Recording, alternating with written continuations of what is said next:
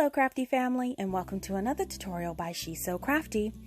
For today's DIY project, we'll be creating a 4-tier shelf that you can use as a decorative or a functional piece for your space. Now in this tutorial, I will show you a few different ways to assemble and decorate this piece using items from the Dollar Tree. Now I've provided a list of the supplies and the tools I use to make this project in the description box below. I'm so excited to share this tutorial with you, but before we start, I wanted to say hey, and welcome back to my fantastic subscribers and visitors to my channel. Now, if you are a new visitor to my channel today, and you love to create fun and easy DIY projects on a budget, please go ahead and hit that subscribe button, and also click that little notification bell so you will be the first to know when a new DIY tutorial is ready to share with you.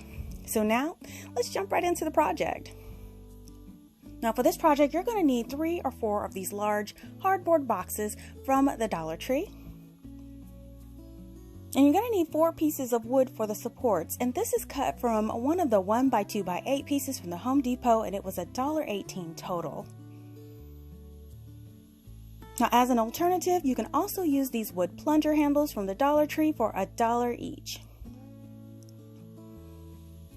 Now the first thing we're going to do is we're going to take all of our boxes and we want to remove all of those lids and set those to the side.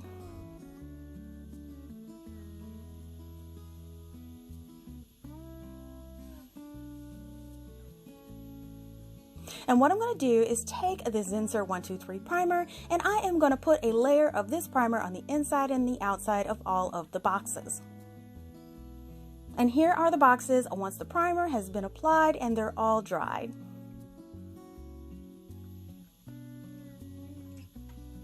So now we're going to paint our final coat on the boxes, and I chose to use this white apple barrel paint to paint the boxes for their final coat. Now all I'm going to do is just squirt some on the inside, and then I'm going to spread it evenly, and you want to make sure you do a nice even opaque coat on that inside, and make sure you get around the edges as well.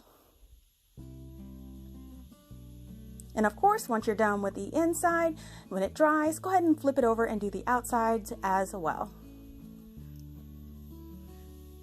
Now while that dries, I'm going to grab all of my handles. Now I have here the plunger handles, and I also have my wood cuts. Now as you can see, the plunger handles are quite shorter than my wood cuts, and the plunger handles are 17 inches. Now I would suggest that you use only 3 bends for the plunger handles, and you can use 4 of the bends for the Home Depot handles, which are cut at about 23 inches.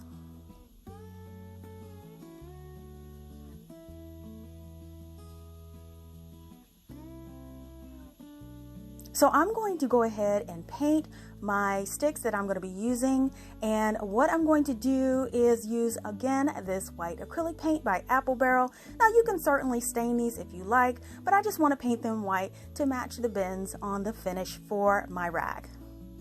Now just apply that acrylic paint on all of the sides, including the ends of your piece. And once they're all painted, just set them to the side to dry.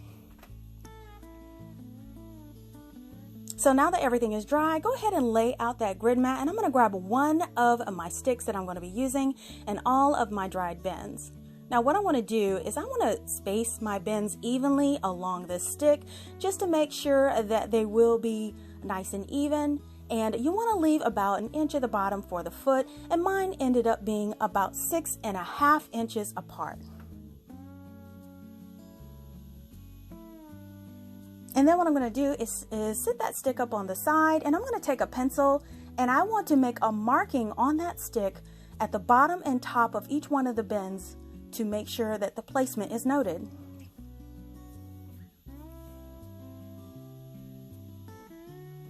And then grab your other 3 sticks. You want to stack them all up and put your marked stick in there as well. You want to even up all of those edges. And what you're going to do is take a ruler and transfer those markings to the other sticks. Now this will make sure that the marking is even on each stick, and when it's all assembled, everything will be nice and level.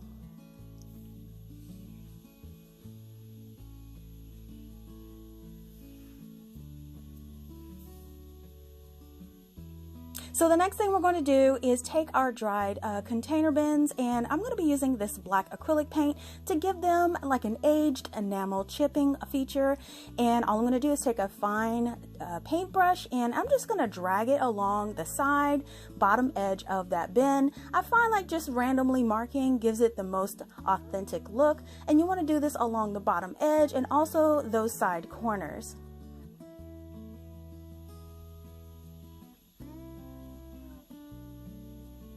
Now once this is done all the way around the outside, this is what it will look like.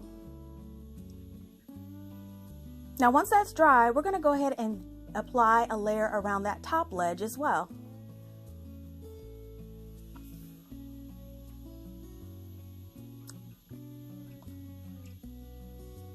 And here's what it will look like when it's done.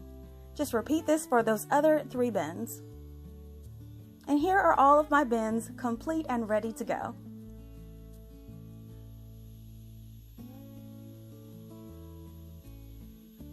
So now we can finally start to assemble our rack. So I have my grid mat down just to make sure everything is laid out nice and even. And what I want to do is space those 2 wood pieces apart the width of one of the short sides of the bin.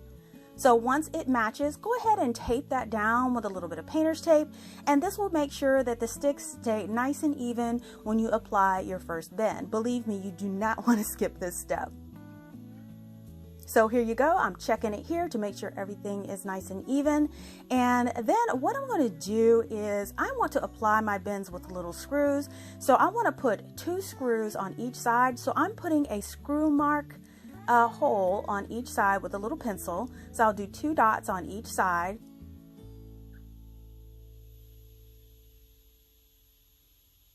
And then for the screws that we'll be using, I'm using these 1/2 inch wood screws. Now I believe you can get this in a 20 pack at Walmart for like 97 cents.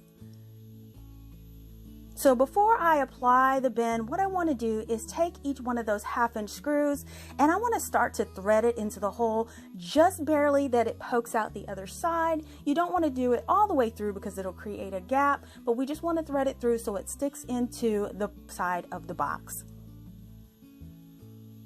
And then to apply it, we want to make sure we line up the bin along those lines. So to temporarily hold it in place, I'm putting just a small line of hot glue, and I'm going to stick that bin right in place along those lines that we made.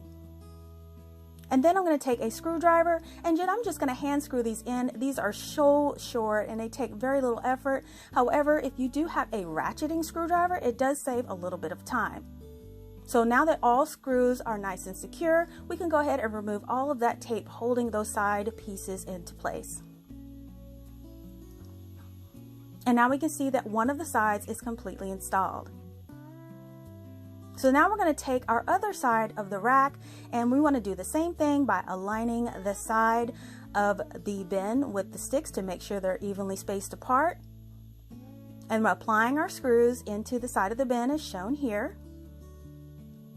Now we do want to make sure we tape these sides down as well because we want these to be even. And then we're going to lay the side of the bin right on top, and we want to make sure that it's even with the lines. Now I'm using another bin on the opposite side just to make sure that those legs don't flap around while you're applying them in place. So just go ahead and put a dab of hot glue into place just like we did the first time, and then stick the side of the bin right onto those side supports. And then once you do that, of course, you do want to take your screwdriver and screw those 4 screws into the side.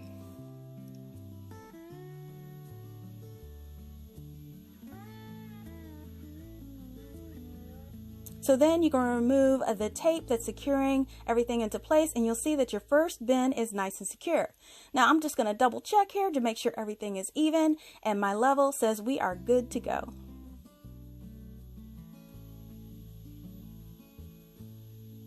So now what we're going to do is take that second bin, which I've already started to put those screws in just to have it ready, and I'm going to sit it into place, and I'm going to align it with your second set of lines. Go ahead and take your hot glue gun, put a little dollop of hot glue on there, and sit that bin into place. Then after that, just screw it in, flip it over, and you just want to repeat this on the other side.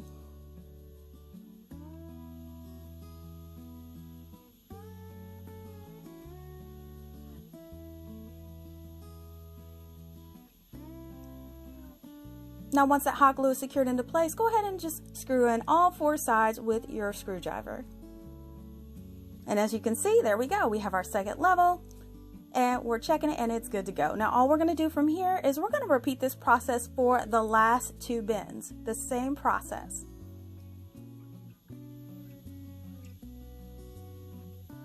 So now all 4 of our bins are into place. They are nice and secure with those screws.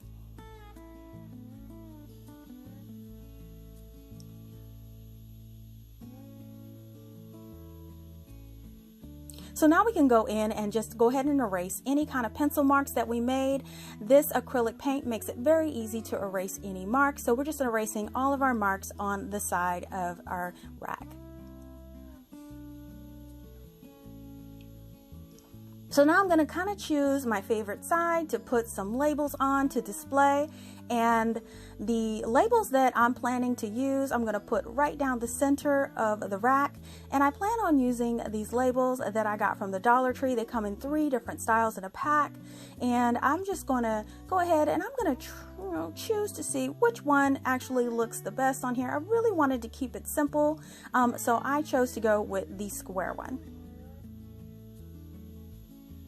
So I'm just going to place one of the square labels in the center of each one of your bins. Now, if you don't want to have the labels, this is completely optional, but they do peel off fairly easily. Now, to number my labels, I went to my computer and printed out these number labels using the AR Julian font in the size 72, and I printed it out on mailing label paper, but you can use regular printer paper and apply these with a glue stick if you like, but I thought it gave a really authentic kind of farmhouse look. I've seen these numbered bins and I love them so much, so I thought I would incorporate that into my project today. Now for the other side, I decided to give it a little different look just in case I wanted to switch it around. So what I did is grab some of these old brass looking handles that I took off a dresser that I rehabbed a while back, and I'm just going to apply these to the fronts of each bin. Now I did originally decide to paint these black, but I thought the contrast with the brass and the white really looked kind of farmhousey to me. I really loved it. So I'm just going to go ahead and apply these with hot glue. Since they're not going to be functional, they're just for decoration. So I just apply these with hot glue into place, let them completely dry, and they are nice and secure. So now all we have to do is decorate our rack, and here it is, you guys. I can't tell you, this thing turned out so great, and I really loved how it looks in the farmhouse type of look. Now I love how the number labels turned out. I mean, you can label them with a name if you like, but I thought the 1, 2, 3, 4 was pretty basic, and it actually looks great. Now with the handles, that does give it a unique look. You can put any kind of handle that you want, and it really will make it shine. So now all you have to do is decorate, and I just put a couple of different florals and bowls of fruit and kind of farmhousey type of things on one side of the rack. I thought that really looked kind of cute. Or for functional, you can use it for your craft supplies, ribbons, paints, beads, whatever you like. There's lots of room in these bins, and so you can definitely use it for something that you love. Listen, you guys, if you love this DIY on a budget, give this video a thumbs up and share this video with your friends. Make sure that you're following She's So CraftDee on Facebook for the latest news, sneak peeks, and giveaways. Thank you so much for visiting and checking out my tutorial today. Now, if you like videos like these and don't want to miss the next one, make sure you are subscribed and click that bell below so you can make sure you get notifications. Thank you so much for watching, and I will see you all next time.